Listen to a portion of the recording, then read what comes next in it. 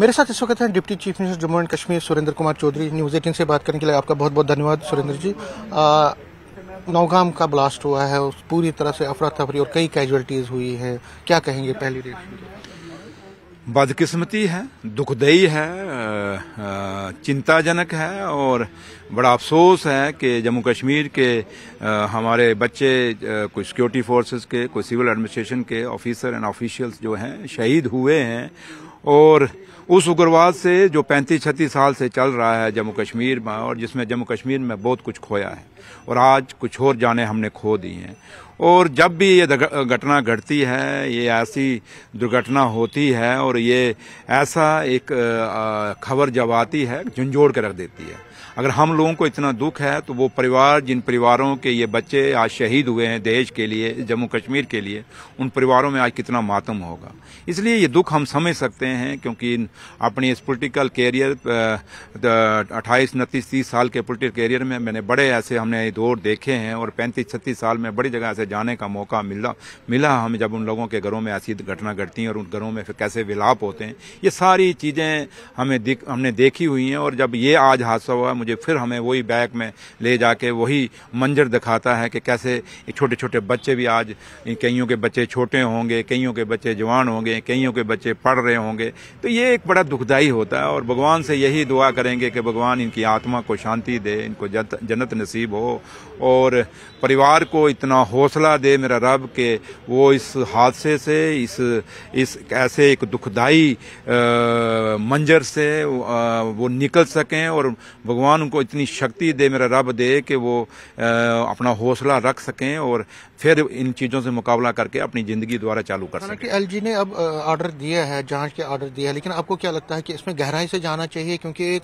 फरीदाबाद से जो एमिनेशन है, दिल्ली ब्लास्ट में जो उसके कनेक्शन हैं, आपको लगता है कि कोई लापरवाही हुई है? इसको पूरी तरह से नहीं, मैंने कहा ना, मैं नहीं ये कह सकता लापरवाही हुई, बट एक चीज़ है कि वहाँ हुई तो है ना, वहाँ एक इतना बड़ा हादसा हो गया और वो लोग जिन्होंने ये पूरा एमिनेशन लाया और अब रखने के लिए तैयारी कर रहे थे, क्या कर रहे थे, कैसे कर रहे थे, जो एक फॉर्मेलिटीज़ होती हैं वो कर रहे होंगे बेचारे।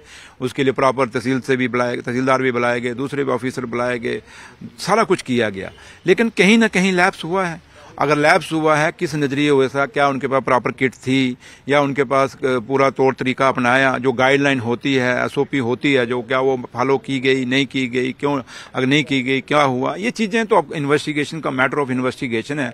और मुझे उम्मीद है कि पूरा इस पर इन्वेस्टिगेशन होना चाहिए और होगा भी, क्यों कि ये जानें इतनी सस्ती नहीं है। नौजवान लोग इसमें शहीद हुए हैं और काफ़ी सारे एक मतलब कि नुकसान हुआ है जम्मू कश्मीर को और देश को। तो इसलिए इस पे इन्वेस्टिगेशन बहुत जरूरी है और एक डीप इन्वेस्टिगेशन, और आइंदा के लिए ऐसा हादसा रिपीट ना हो, उसको कैसे रोका जाए, उसके ऊपर भी चर्चा होनी चाहिए। मीनवाइल जो कांग्रेस के अध्यक्ष हैं मल्लिकार्जुन खड़गे, उन्होंने कहा है कि ऑल पार्टी मीटिंग बुलानी चाहिए और कहा है कि जो दिल्ली ब्लास्ट हुआ है उसमें आतंकवादी फिर कामयाब हुए, वो कैसे कामयाब हुए, वहां पे उसके तार कहां पे, एक ऑल पार्टी मीटिंग बुलानी चाहिए, अपोजिशन को भी विश्वास में लिया जाना चाहिए आतंकवाद की इशू। समीर भाई, आप जम्मू कश्मीर के हैं और आपने अपने इतने बड़े लंबे कैरियर जो आपका जर्नलिज्म का है, आपने इस 35-36 साल के उग्रवाद को बड़े नज़दीक से देखा है और आपने वो लोग हो जिन लोगों ने महसूस भी किया है उसकी हीट, उसकी ताप कितना है, उसका टेम्परेचर हाई कितना है, सब कुछ आपने देखा है।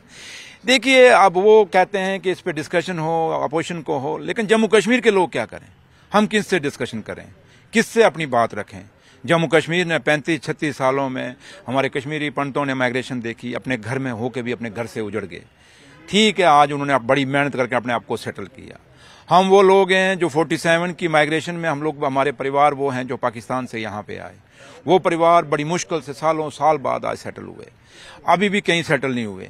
लेकिन जम्मू कश्मीर ने इस 35-36 साल के उग्रवाद में हमने अपने जानें भी खोई, अपने लोग भी खोए, हमने अपने प्रॉपर्टीज, मकान, हर चीज नुकसान खाया।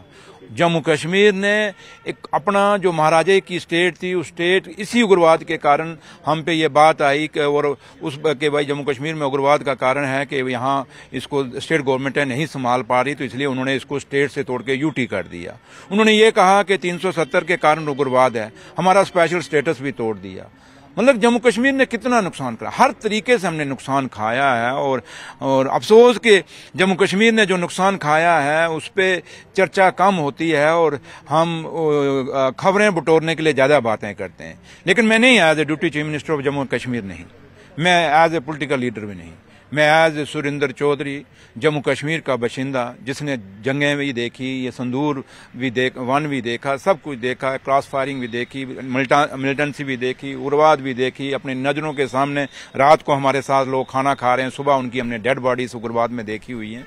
तो हम ये कहते हैं ये कब तक, आखिर कब तक, मतलब इतना कुछ हो गया, सब कुछ हमारे जम्मू कश्मीर के लोगों की माइग्रेशन हुई, सोल्यूशन भी तो नहीं है। मैंने वही कहा ना, लोगों के मकान टूट गए, लोग मर गए, शहीद हो गए, माइग्रेशनें हो गई, स्टेट टूट गया, स्पेशल स्टेटस टूट गया।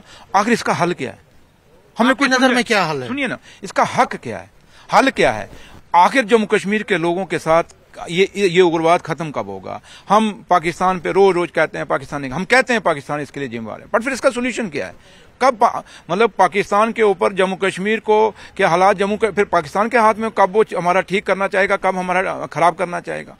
आखिर इसमें देश की जो बड़ी बड़ी पार्टियां हैं सबको सोचना होगा, विचारना होगा। ठीक है, एक हादसा हुआ और देखिए सबसे बड़ी अलार्मिंग क्या है, एक डॉक्टर कम्युनिटी अगर इन्वॉल्व हो रही है, वो डॉक्टर जिसको हम कहते हैं भगवान अगर हमें जन्म देता है, हमें इस दुनिया में भेजता है, तो ये डॉक्टर वो हैं जो छोटे मोटे हादसों में हमारी जान बचाते हैं। और जब डॉक्टर, एक पढ़ी लिखी कौम जो सिविल सोसाइटी है, जो एक इंटेलेक्चुअल है, अगर वो बच्चे इन्वॉल्व होना शुरू हो गए तो मुझे बताओ फिर आप कहाँ, हम किस दिशा पे जा रहे हैं? ये बड़ा अलार्मिंग है। खाली नहीं कि एक मुद्दे को लेके हम बैठ गए, नहीं जनाब ये हो रहा उग्रवाद तो इसलिए सारी पार्टी मीटिंग बुलाओ, सारों को बुलाओ, नहीं। आप once for ever Jammu Kashmir को कैसे अमन में लाना है, देश की सारी पार्टियों को सोचना पड़ेगा। देश की सारी पार्टियों को सोचना पड़ेगा कि ये बच्चे, जो पढ़े लिखे बच्चे, कोई माँ बाप नहीं चाहेगा कि मैं एक बच्चे को डॉक्टरी के लिए भेज रहा हूँ और वो उग्रवादी बन जाए। कोई माँ बाप नहीं चाहेगा मेरा बच्चा ड्रगिस्ट बन जाए। कोई माँ बाप नहीं चाहेगा मेरा बच्चा क्रिमिनल बन जाए। इसलिए ये सोच और विचार करने की बात है। ठीक है, आज एक लाल किले के पास बम ब्लास्ट हो गया, कश्मीर नौगाम के अंदर हमारे लोग मारे गए कि वहां ब्लास्ट हो गया, तो इस पे एक तबसरा शुरू हो गया। नहीं, इसके लिए आपको एक रोड मैप तय करना होगा। वक्त आ गया है, कितनी और जाने हमारी जाएंगी, कितने लोगों को हम रोएंगे।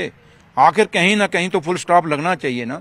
तो इसलिए एक मुद्दे पे नहीं आज सारी पार्टियां बैठे, बल्कि इस पिछले 35-36 साल में जो जम्मू कश्मीर का नुकसान हुआ है, जो हमारा स्टेट गया, हमारा स्पेशल स्टेटस गया, हमारी जानें गई, नुकसान हुए, पंडित माइग्रेंट गए। हमें आज भी पीछे वसु कॉलोनी में गया था, आज भी वो रोते हैं बेचारे, एक कमरे में बंद करके रख दिए हमने।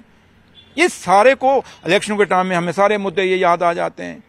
तो इसलिए मैं एक पार्टी की बात नहीं कर रहा, मैं ऑल पॉलिटिकल पार्टी जो हिंदुस्तान की हैं उनको खाली दिल्ली में अपनी सरकारें बनाने के लिए बयानबाजी नहीं करनी होगी, बल्कि इस हिंदुस्तान में अमन कैसे आएगा।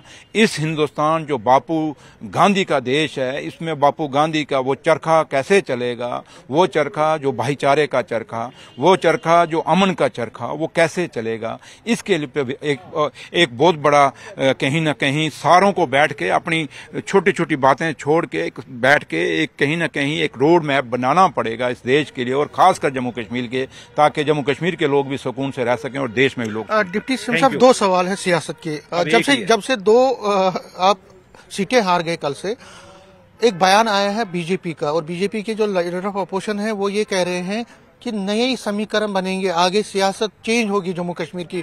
कहीं ना कहीं वो आपको चेतावनी भी दे रहे हैं कि संभल जाइए। देखिए क्या हो सकता है, क्या हो सकता है, सरकार तोड़ सकते हैं, कौन से समीकरण बनाने जा रहे हैं। देखिए ये बातें मैंने आपको क्या कहा है, सरकार आज हम चला रहे हैं, तो आज इस यूटी के अंदर कितनी मुश्किलें, कल वो बना ले तब क्या हो जाएगा।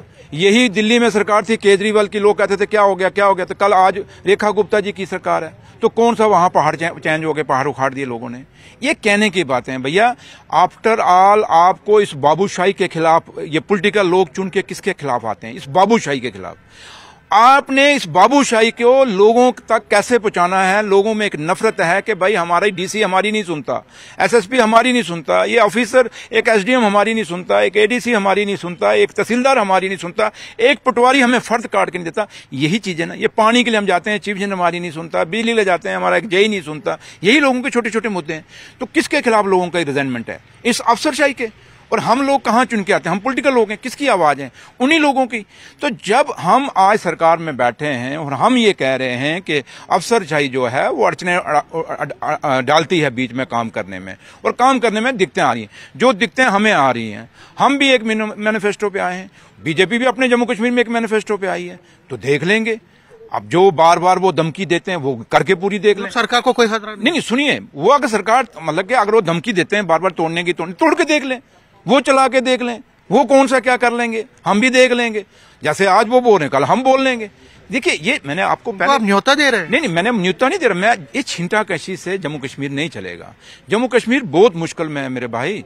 समीर भाई, आज आपके पास बेरोजगारी की बच्चों की हालत क्या है? आपने तो नौकरी लेनी नहीं, लेकिन आपके बच्चों ने तो लेनी होगी, मेरे बच्चों ने भी तो लेनी है।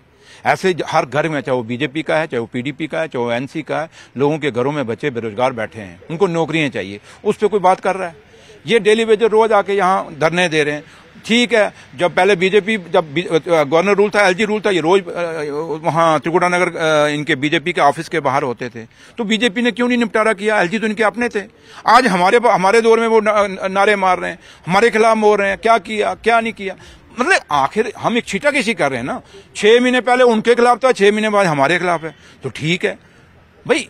मसला मैंने वही कहा कि आखिर ये निपटारे कैसे करने हैं। हमने बेरोजगार को नौकरी देनी है, हमने डेली वेजरों को पक्का करना है, हमने बिजली सस्ती करनी है, हमने पानी लोगों के घर घर पहुंचाना है। वाटर सोर्सेज खत्म हो रहे हैं, पानी की पूरी पहाड़ों के पहाड़ सूख रहे हैं, पानी पीने को नहीं मिल रहा।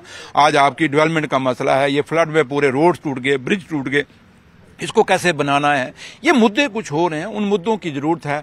अब आप ये कहेंगे कि भाई वो एलओपी साहब क्या कह रहा है, भाई हम ये दे रहा। एक देखिए, धमकी किस बात की है? आप मतलब किस चीज की आपका, जैसे आप कह रहे हो कि डरा रहे हैं, हमें किस चीज की डरा रहे हैं? हमें डर है तो लोगों का। क्यों? कि हमने 4 साल बाद, 1 साल हो गया, 4 साल बाद लोगों के पास जाना है। तो ये बीजेपी के लोगों ने नहीं जाना क्या? कब तक आप बिना मुद्दों के ऊपर आप इलेक्शन लड़ोगे? बिना कभी तो मुद्दों पे उतरना पड़ेगा ना जम्मू कश्मीर को। कब तक? रविंद्र रैना भी ये कह रहे हैं कि आगा रोला के खिलाफ जो आपने बात की थी, उसका भी आप छोड़िए। आगा साहब की क्या स्टोरी है, आपको सब पता है, बड़े सीनियर जर्नलिस्ट हैं। उस बडगाम की डिफीट को एक बंदा जो खुद अपनी सीट नहीं संभाल सका, इतने बड़े ओहदे पे रह के, उसकी क्या आप बात कर रहे हैं? अब अगर बात ही करते हैं तो बडगाम में कितने बड़े जलसे बीजेपी के हुए, तो वोट कितने मिले? 2600। थोड़ा उनको ये सवाल तो पूछ लीजिए कि भैया आपने बहुत बड़े बड़े जलसे बडगाम में किए, फिर आप 26 पे क्यों अटक गए? 2600 पे तो जमानत भी नहीं बची, हमने तो फिर भी नगरोटा में जमानत। वो तो पीडीपी की जीत से बड़े खुश दिखाई, तभी कहा ना, बेगाने की अंडरस्टैंडिंग है उनकी, अंडरस्टैंडिंग है। नहीं, बेगाने की शादी में अब्दुल्ला दीवाना, उसका वो हिसाब है। और यहां से देखिए जो कुछ हुआ है। आप आज कोई बोले या ना बोले, आगा साहब ने वोट डाला पीडीपी को, अपने वर्करों को, क्योंकि पोस्टर भी कल आपने देखे, राहुल साहब ने वोट डाला पीडीपी को। नहीं, मतलब जो वोट के वर्कर जो फोटो लेके घूम रहे थे, पीडीपी की रैली में थे। मैं आगा साहब की बात नहीं कर रहा। अगर वो वर्कर वहां घूम रहे थे तो पीडीपी बी टीम किसकी है? बीजेपी की। आज भी वो बीजेपी की डायरेक्शन पे चलती है। तो फिर इसका मतलब बीजेपी के इन्फ्लुएंस से आगा साहब के वर्करों ने वहां वोट डाला। फिर आगा साहब बी टीम है बीजेपी की। मैंने आपको, अब वक्त खुलेगा भाई, आप खुलेगा, आप सब कुछ खुलेगा, कौन किसकी बी टीम है, कौन किसकी बी टीम है। लेकिन मैं आपको बात कह रहा हूं, आप दूसरी साइड मत लेके जाएं। मैं आपको क्या कह रहा हूं कि आप उस रैली, पीडीपी की रैली में आगा साहब के फोटो थे, वहां उनका वर्कर नारे लगा रहा था। इसका मतलब क्या है? ये सवाल मेरे मुंह में मत डालिए। आप अपने आपको देखिए, आप बड़े सीनियर जर्नलिस्ट हैं, ये तू मैं वाले आप जर्नलिस्ट नहीं है। जब छोटा एक लड़का जो मेरे सामने आएगा, एक जर्नलिस्ट जो अभी शुरुआत की है, वो मेरे से ये सवाल पूछेगा, अच्छा लगेगा, बट आपको इस पे खुद तबसरा करना चाहिए, आपने खुद ये बात बोलनी चाहिए।